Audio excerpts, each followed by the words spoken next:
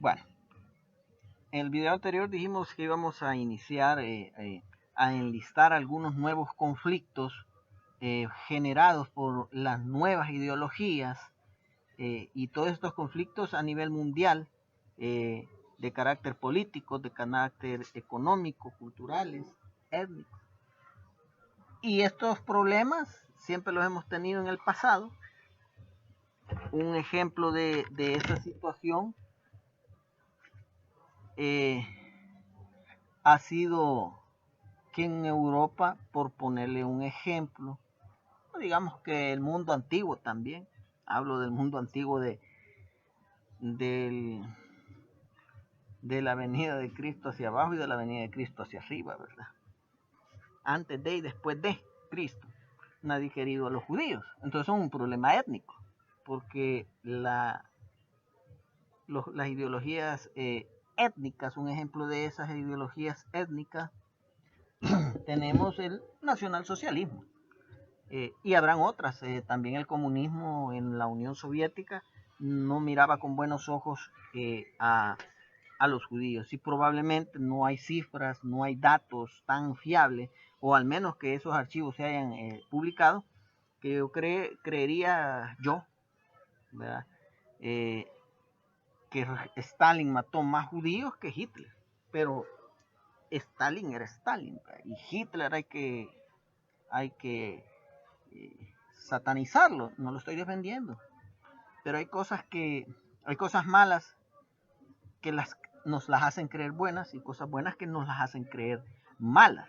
Bien, pero eso sí funciona. Lamentablemente, algo se debe de hacer y algo se debería de la humanidad, el ser humano, las nuevas generaciones intentar por cambiar en esos aspectos. Como primer conflicto grande, de grandes dimensiones, que no se había visto desde la Segunda Guerra Mundial, es decir, una guerra bastante mecanizada, una guerra bastante industrializada, una guerra donde se mostrase el poder tecnológico de los países contendientes. Me refiero que después de la Guerra Fría, ya por 1990, un 2 de agosto de 1990, Irak invade la vecina, el país vecino de Kuwait, un país, bueno, que para decirle que es mascar el agua, y no es porque no tengan tecnología para producir agua en medio del desierto o para procesar el agua salada del mar y convertirla en agua dulce, en agua potable. No es que no tengan el dinero, o sea, sí tienen esas capacidades y lo hacen, por eso son una nación muy rica, muy avanzada, inmensamente rica en petróleo. Yacimientos de reservas de petróleo con millones de litros de barriles de petróleo que están almacenados sin explotar aún, es decir, sin sacarlos del pozo. Ahí están, saben que el pozo ahí está, ya está descubierto, pero mientras se acaba el petróleo de otros pozos, ese no se toca. 10 centavos de dólar un galón de gasolina. 10 centavos. Son países ricos en petróleo. Estos jeques del petróleo, pues, comen literalmente. Vaya usted, investigue lo que yo le digo, qué tan cierto sea la información que yo he leído. Que comen, si es posible, es un plato hecho de oro. Que pueden sus mansiones troquelarlas con adornos de oro o de otro tipo de materiales que cuestan millones. Un país rico, con una reserva petrolera.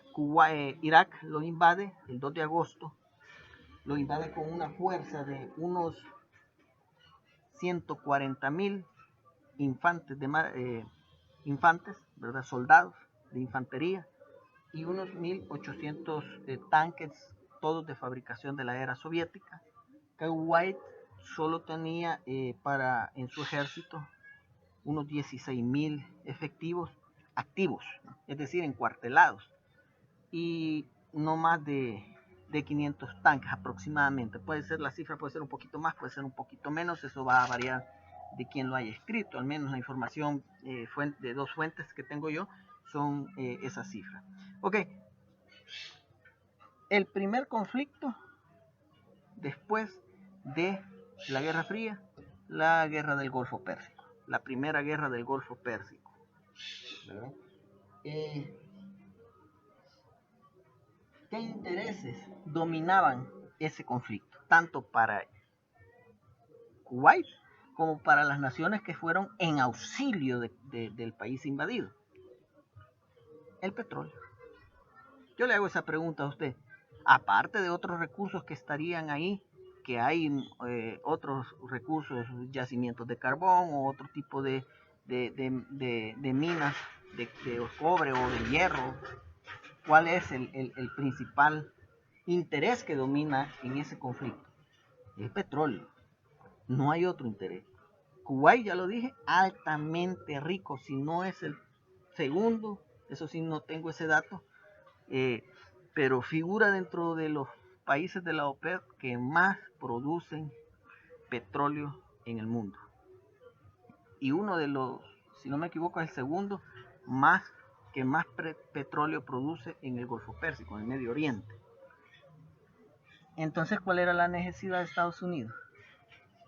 Si usted se fija, yo dije en un video anterior, Estados Unidos nunca va solo a la guerra.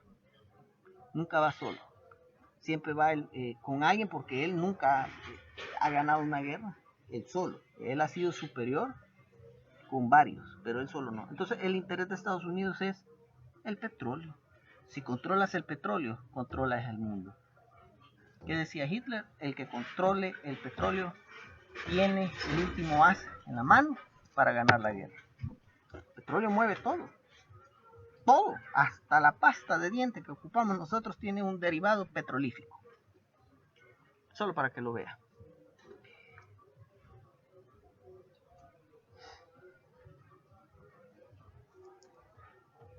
Por supuesto, tenemos un segundo conflicto. Voy a mencionar solo algunos, como dijimos. Un segundo conflicto son los conflictos en África, en Nueva Guinea, Somalia, Uganda, Ruanda. Los intereses de estos giran por territorio, por mayor territorio. Estos países, acordémonos que casi la mayoría de países de África, excepto uno o dos, son productores de petróleo en menor cantidad, pero producen, pero solo son unos 2 países. Y por supuesto, en estos conflictos sí ha girado un negocio bastante oscuro, que es el negocio de los diamantes, que se vende casi igual de rentable que vender, que comprar acciones en la bolsa de valores y especular con los precios del petróleo. Es rentable esa situación. Por diamantes, pero no son diamantes de $5, son diamantes que valen 1 millón, 2 millones, 100,000 dólares, más de cifras exorbitantes, una pieza, y sacándolo por mayor, cuánta riqueza no hay. Entonces, yo creo que es importante que veamos una cosa. Todos estos nuevos conflictos tienen, estas nuevas ideologías, estos nuevos conflictos, tienen características bien propias, que como lo dije, son casi las mismas de conflictos anteriores. Entre esas podemos mencionar, y que son de carácter global, no crean que es algo así bien aislado, no, es de carácter global. La exclusión generada por la profundización de las políticas de globalización capitalista. El capitalismo pretende traerte hasta lo más último. Y si hay que quitarle al planeta su último pulmón, que sería el Amazonas, y ya lo están haciendo desde hace años, y ese incendio que hubo hace poco en el Amazonas no fue así porque no llovió y cayó un rayo sobre una palmera y se prendió la palmera y esta le dio fuego a todo el resto de la selva. No, esos son acciones provocadas por el hombre. Esas son acciones provocadas por estos modelos que pretenden explotar uno de los más grandes recursos petroleros que está en Brasil, que son reservas del planeta. Es una reserva natural de petróleo puro y está sin tocarse, y lo quieren tocar y lo van a tocar y van a destruir el Amazonas. Usted se acordará de esto.